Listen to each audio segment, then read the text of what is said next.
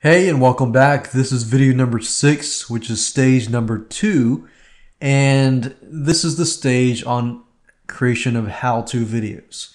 Now remember, this is the stage where most people tackle first. So it's quite self-explanatory. It's about creating how-to videos on how to use your product.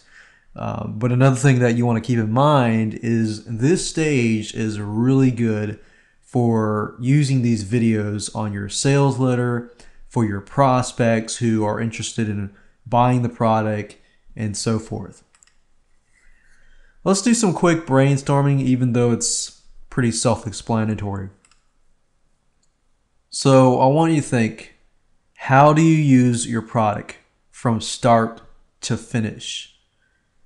Depending on your product, it can vary. And just like the previous video, the easiest way to think of it is systematically. So step number one, we put in the preparation. So once you put the preparation in, you can kind of see where the gaps fill up. And then step number 2 is using the product. So what I found was when I was creating, video training courses and video training, if you go step number 1, create the preparation, and then step number 2, use the product, you ought to find some sort of gap between the two that you can fill up. Let me give you some examples. If your product is a software, then of course you want to show people what do they need to do before they use the software. After that, then what? How to use the software correctly. And while that might seem self-explanatory, you want to make sure that you give your software to your beta testers so that they can test it out. They can figure out all the videos that you need to show people not only on how to use the software, but any bugs that somebody might run into, any situations that somebody might run into. You will want to create videos on that. So think bugs, breakdown. Okay, software works perfectly, that's fine, but it's not going to work perfectly for everybody. So you want to make sure that you tackle just about any type of problem that might arise from your product.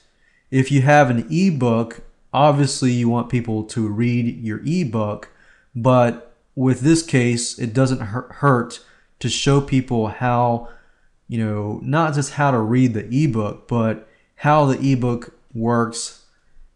Supplemental videos that can add on to the text. Not only are we talking about video training, we're talking about supplemental training that adds on to the book. Because you got to remember with ebooks, there are types of people who read, listen, and watch videos. So if you add supplemental videos, that can actually help. In a system base, it could be a video course as such. If your product is a video course, then of course you might want to think systematically like previously. Okay, are you preparing them before they get into the meat of the video course? And then after that, are you showing them how to be effective?